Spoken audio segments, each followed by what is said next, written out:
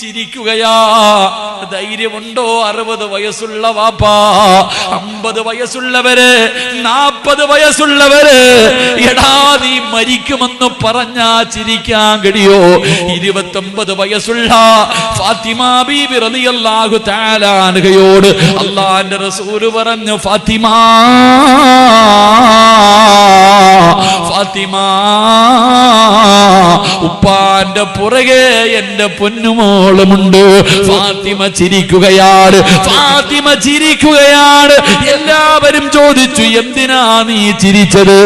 എന്റെ ഉപ്പ പറഞ്ഞ രഹസ്യമാ, ഞാൻ ആരോടും പറയില്ല. എന്റെ പ്രിയമുള്ളവരെ,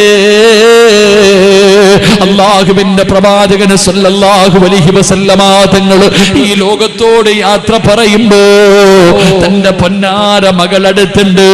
സക്കറാത്തിന്റെ അവസ്ഥയിൽ മരണത്തോട് മല്ലടിക്കുന്ന ഉപ്പാടെ കൈകാലുകൾ വെള്ളത്തിൽ തുണിമുക്കിയിട്ട് തുടച്ചു കൊടുക്കുകയാ.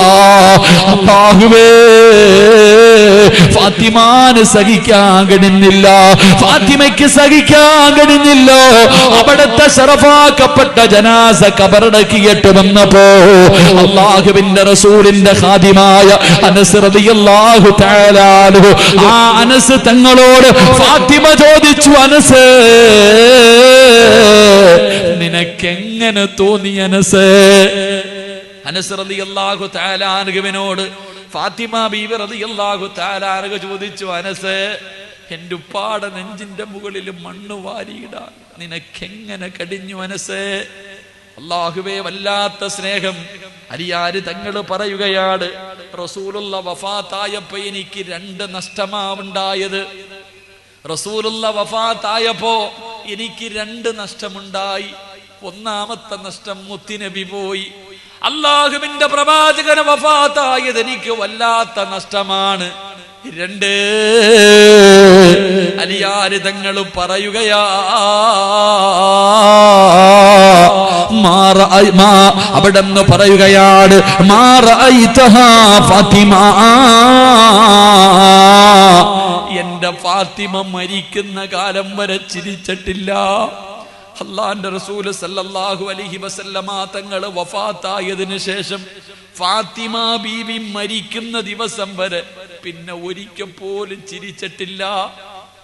ഒരുപാട് തമാശ പറഞ്ഞു നോക്കി, മക്കളെ കൊണ്ട് കളിപ്പിച്ചു നോക്കി. പക്ഷേ 29 വയസ്സ് വരെ ജീവിച്ച ഫാത്തിമ പിന്നെ ജീവിതത്തിൽ ഒരിക്കലും ചിരിച്ചില്ല. ഉപ്പ പോയാ എപ്പോഴും കരച്ചല. ഉപ്പാന്റെ കാര്യം പറഞ്ഞിട്ട് ഫാത്തിമ എപ്പോഴും കരച്ചല. മുത്തുനബി പോയതോടെ എന്റെ ഫാത്തിമയുടെ സന്തോഷവും പോയെന്ന് അലിയാര് തങ്ങൾ കരഞ്ഞുകൊണ്ട് പറയുമ്പോ, ഇതായിരുന്നു ഫാത്തിമ, ഇതായിരുന്നു ഫാത്തിമ. അല്ലാഹുവേ, ആ ഫാത്തിമയുടെ മരണം പറയാ നമ്മളെ കൊണ്ട് കഴിയില്ല. ആ ഫാത്തിമയുടെ മരണം പറയാ ഉമ്മ പോയതിനേക്കാളും നല്ലതുപോലെ ഫാത്തിമ എങ്ങനാ പോയതെന്നറിയോ? വാപ്പാടെ മടിയിൽ കിടന്നിട്ട് ഉമ്മ പോയി. വാപ്പാടെ മടിയിൽ, അല്ലാഹുവിന്റെ റസൂലിന്റെ മടിത്തട്ടിൽ കിടന്ന് ഖദീജ ബീവി പോയി. വാപ്പയോ ഭാര്യയുടെ മടിയിൽ കിടന്ന് വഫാത്തായി. വാപ്പ ആയിഷ ബീവിയുടെ മടിയിൽ കിടന്ന് 16 വയസ്സുള്ള 16 വയസ്സുള്ള ആയിഷ എന്ന് പറയുന്ന ഭാര്യയുടെ മടിത്തട്ടിൽ കിടന്ന് വാപ്പ പോയി. ഇത് കണ്ടുപഠിച്ച മോളുണ്ടല്ലോ, ഇത് കണ്ടുപഠിച്ച മോളുടെ മരണം എങ്ങനാ? അല്ലാഹുവേ, കണ്ണ് നിറയാതാ മഹദിയുടെ മരണം പറയാ നമുക്ക് കഴിയില്ല. എനിക്കത് പറഞ്ഞ് മനസ്സിലാക്കാൻ കഴിയില്ല. അല്ലാഹുവേ, ആ മഹദിയുടെ പൊരുത്തം ഞങ്ങൾക്ക് തരണേ അല്ലാ. പഠിക്കണം സഹോദരാ. ആ ഫാത്തിമ ബീവിയുടെ മരണം വായിച്ചു നോക്ക്. കരയാതെ നിനക്കത് വായിക്കാൻ കഴിയില്ല, കണ്ണ് നിറയാതെ നിനക്കത് പറയാൻ കഴിയില്ല. എന്റെ പ്രിയപ്പെട്ടവരെ, ഞാൻ നിർത്തുകയാണ്. എനിക്ക് കരഞ്ഞ് വയ്യാത്തത് കൊണ്ടാണ് കണ്ണ് നിറഞ്ഞുപോയി. ഇനി ആ വഫാത്ത് കൂടെ പറയാൻ എനിക്ക് കഴിയാത്തത് കൊണ്ടാണ്. അതുകൊണ്ട് എന്റെ പ്രിയപ്പെട്ടവരോട് ഞാൻ നിർത്തുകയാണ്. അല്ലാഹുവേ, മരിക്കുന്ന സമയത്ത് സ്വർഗത്തിലെ ഇരിപ്പിടം കണ്ടിട്ട് മരിക്കണോ സഹോദരാ? ആയത്ത് പഠിക്കുന്നതിന് മുമ്പ് ഇവിടെ ഒരു മദ്രസ പണിയണം, ഇവിടെ ഒരു മദ്രസ പണിയണം. അൽഹംദുലില്ലാഹ്, നിങ്ങളെല്ലാവരും സഹായിച്ചിട്ടാണ് ഇതുവരെ എത്തിയത്. അതുകൊണ്ട് അവസാനമായിട്ട് നിങ്ങളോടൊരു ചെറിയ സദക്ക ചോദിക്കുകയാണ്. ഒരാളും എഴുന്നേറ്റ് ഓടരുത്. ഞാൻ ഒരാളെയും നിർബന്ധിക്കുന്നില്ല, ഞാൻ ഒരാളെയും പറഞ്ഞു നിർത്തിയിട്ടില്ല. കാരണം അല്ലാഹ്ക്ക് ഹലാലായ പണം മതി, ഹറാമായത് പടച്ചവന് വേണ്ടല്ലോ. ഈ മദ്രസ അല്ലാഹുവിൻ്റെതാണല്ലോ. അതുകൊണ്ട് എന്റെ പ്രിയമുള്ളവരെ, എന്റെ ശബ്ദം കേൾക്കുന്ന പെങ്ങള്, സ്വർണത്തിന് ഏറ്റവും കൂടുതൽ വിലയുള്ള സമയമാ. സ്വർണമിടാത്ത ഒരു പെണ്ണ് പോലും ഈ സദസ്സിലില്ല. സ്വർണമിടാത്ത ഒരു പെണ്ണ് പോലും ഈ സദസ്സിലില്ല. കാസർഗോഡിന്റെ പരിസരത്തുള്ള ഈമാനുള്ള ഉമ്മ, എന്റെ പ്രിയപ്പെട്ട ഉപ്പമാരെ, നിങ്ങളില്ല എന്ന് പറയരുത്, നിങ്ങളില്ല എന്ന് പറയരുത്. എന്റെ പ്രിയപ്പെട്ടവരെ, മഹദി ഫാത്തിമ ബീബി റളിയല്ലാഹു തആല അൻഹയുടെ വീട്ടിലേക്ക് ഒരു ദിവസം അലിയാര് തങ്ങൾ കടന്നു വരികയാണ്.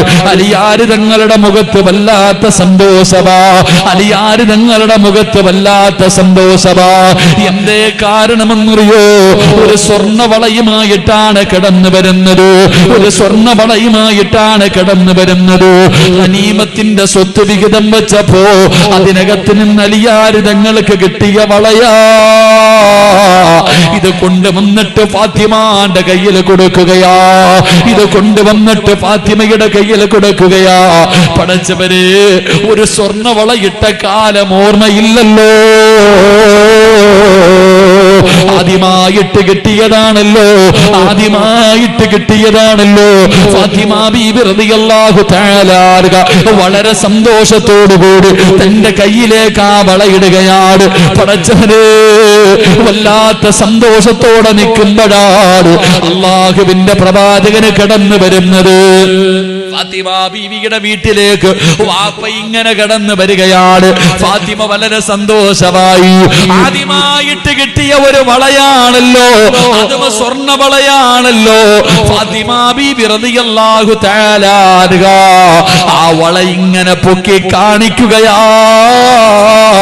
എന്റെ വാപ്പ കാണട്ടെ, എന്റെ ഉപ്പ കാണട്ടെ, പൊന്നാര മകളുടെ കയ്യിലൊരു സ്വർണ്ണവള കിടക്കുന്നത് എന്റെ ഉപ്പ കാണട്ടെ. എന്റെ ഉപ്പാന് വല്ലാത്ത സന്തോഷമാകുമല്ലോ. അലിയാര് തങ്ങൾ വാങ്ങിക്കൊടുത്തതാണല്ലോ. ഫാത്തിമ ബീവി കൈ ഇങ്ങനെ ഉയർത്തി കാണിച്ചു കൊടുക്കുകയാണ്.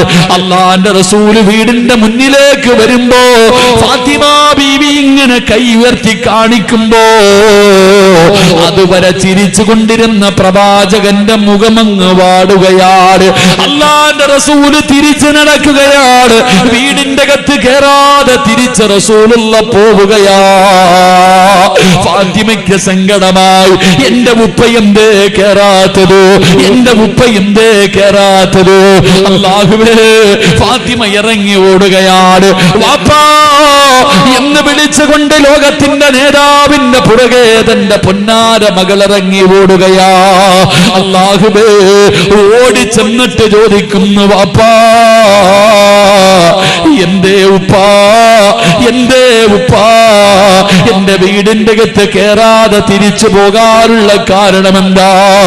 എന്തേ ഉപ്പാ എന്നോട് ഇത്ര ദേഷ്യം? എന്തേ ഉപ്പാ?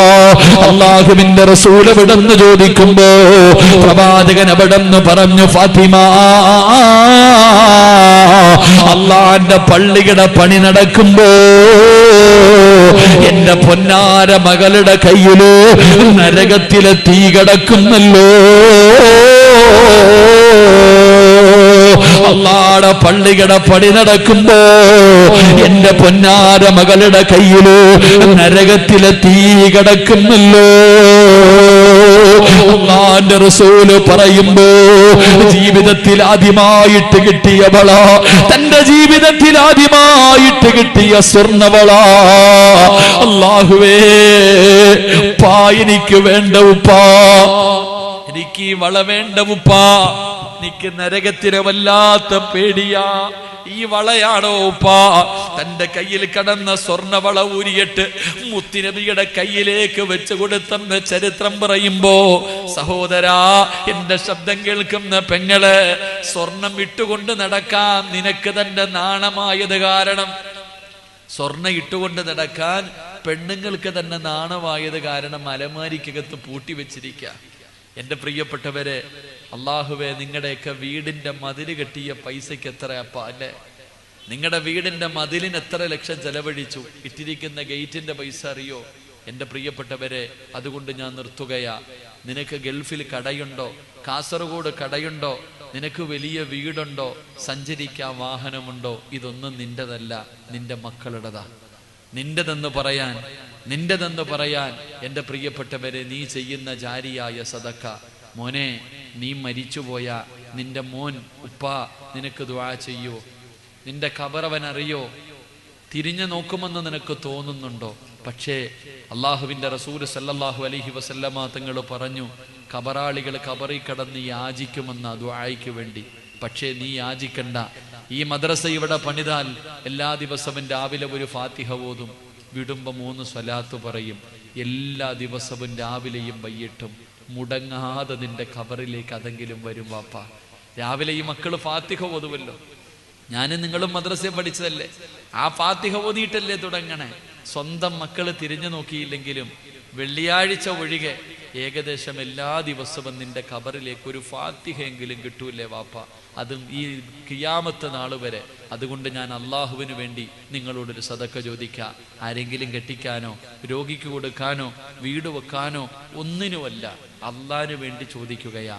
അള്ളാഹു ഇഷ്ടപ്പെട്ടവർ കൊടുത്താൽ മതി. കാരണം സദക്ക അള്ളാഹു ഇഷ്ടപ്പെട്ടവർക്കേ കൊടുക്കാൻ കഴിയൂ എന്ന് നബി മുഹമ്മദ് മുസ്തഫ. അതുകൊണ്ട് സംഘാടകർ സഹോദരിമാരുടെ ഭാഗത്തേക്ക് പോകുക. ആർക്കെങ്കിലും എന്തെങ്കിലും ഊരി തരണമെന്ന് ആഗ്രഹമുണ്ടെങ്കിൽ ഇൻഷാ അല്ലാഹ് അള്ളാഹുവിന് വേണ്ടി ഊരി കൊടുക്ക്. അള്ളാഹു നിങ്ങൾക്ക് ഈമാൻ നൽകുമാറാകട്ടെ. ഞാൻ ആരോടും പറഞ്ഞു വെച്ചിട്ടില്ല, ഒരാളെയും ഞാൻ നിർബന്ധിക്കുന്നില്ല. നിങ്ങൾ തീരുമാനിക്ക്. അള്ളാനെ ഏൽപ്പിക്കാൻ നിങ്ങളെ, അള്ളാനെ ഏൽപ്പിക്കാം. അല്ല തീരുമാനിക്കട്ടെ ആരാ സ്വർഗത്തിന്റെ അവകാശി. അള്ളാഹു തന്നെ തീരുമാനമെടുക്കട്ടെ. ഇൻഷാ അല്ലാഹ് നമുക്ക് ദുആ ചെയ്ത് പിരിയാം. എല്ലാവരും ഇൻഷാ അല്ലാഹ് ഒന്ന് എഴുന്നേക്കുക. ഇരുന്നതൊക്കെ മതി, മുന്നിലേക്ക് വരിക. 3 സ്വലാത്ത് പറഞ്ഞ് ദുആ ചെയ്യാം. ആ പുറത്ത് നിൽക്കുന്നവർ മുഴുവനും, പള്ളിക്കകത്തും എല്ലാ മക്ബറയിലും എല്ലാവരും ഇറങ്ങും. ഇൻഷാ അല്ലാഹ് എല്ലാവരും ഇറങ്ങും കേട്ടോ.